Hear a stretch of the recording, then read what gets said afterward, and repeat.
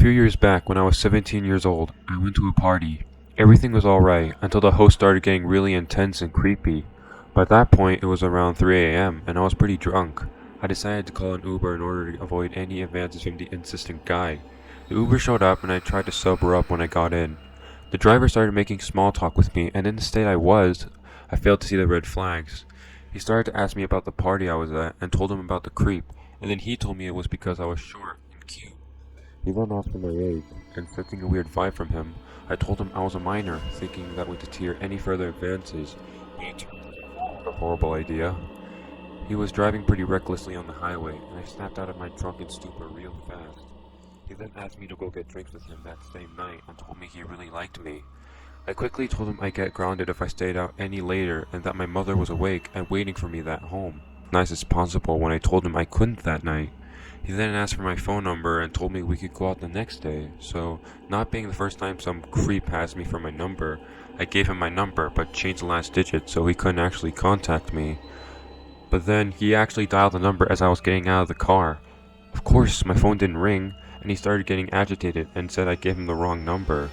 I played drunk and stupid and recited my number again, but actually said it incorrectly in front of him, to think he heard the last number wrong. He chuckled and said it was his bad and told me we'd see each other the next day.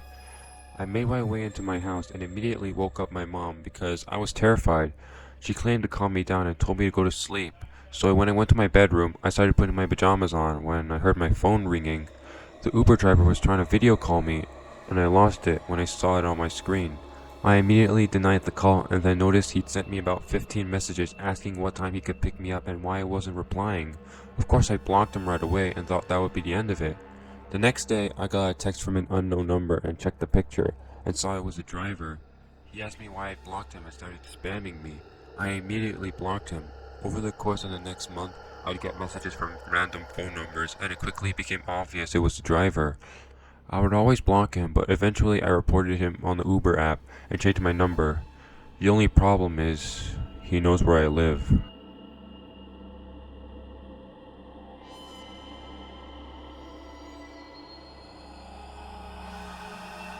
I've done quite well for myself as an adult, but when I was younger, we were very poor. In middle school, I lived in government housing projects that were like one-level apartments with two apartments sharing a wall each, all spaced out. There were woods directly behind the cluster of apartments with no gate in between, but no one would ever go into the woods, which I learned the reason for due to this incident.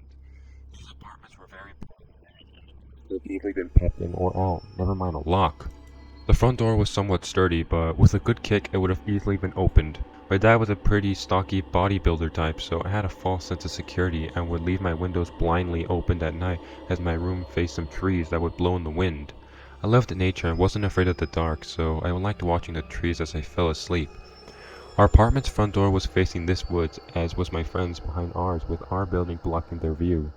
As you walk in the front door, the hallway is on the left. My room was at the end of the hallway on the right.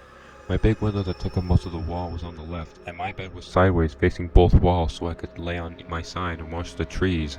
The woods were about a field away facing our front door, so I couldn't see it from my room. It was just a small area of trees and vegetation. One night I woke up feeling a sense of unease. Through my sleepy haze made out a figure of a large man, standing at my window watching me sleep with total confidence, not caring at all if he was seen. He was in a big coat and looked quite burly and average to taller height. It was black in my room and outside, just barely illuminated by moonlight. I had just cracked open my eyes and froze once I realized what I saw. I kept my eyes as closed as possible, just enough to peer at him in the darkness, and literally rolled out of my bed to the side, not facing the window, and shouted for my dad, who was across the hall with both our doors open as I crawled out. Not the smartest, but I was a dumb 12-year-old. He hadn't gone to sleep yet and was in my room in a heartbeat as the guy took off. He went to run out the front door yelling threats as well, which wasn't probably smart, but the guy was gone. I truly believe he never came in before or after this just due to my dad's sheer size and build, but I'll never know. A few nights later, I was spending the night at my friend's who lived directly behind us with the same layout.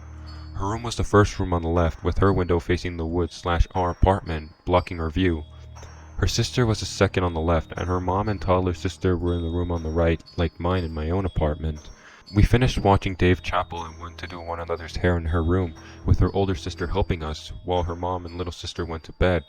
Not long after, we heard screaming from her mom's room and heavy stomping feet. Her older sister swung open the door to the room we were in, and there was just a flash of a huge white man in his 30s or 40s running down the hall towards the living room and the front door, and her mom behind him with a butcher knife hacking at the air and screaming bloody murder. Dude flew out the door and towards the woods while her mom locked the door and called the cops. This man had the audacity to pop open the window and crawled into the bed that was pushed against the window that was slightly under it. Not realizing this woman was a whole Amazon warrior who slept with a butcher knife and would clearly wake up to protect her baby, she was quick and had slashed him, though I'm not sure what damage since I was ushered home directly after.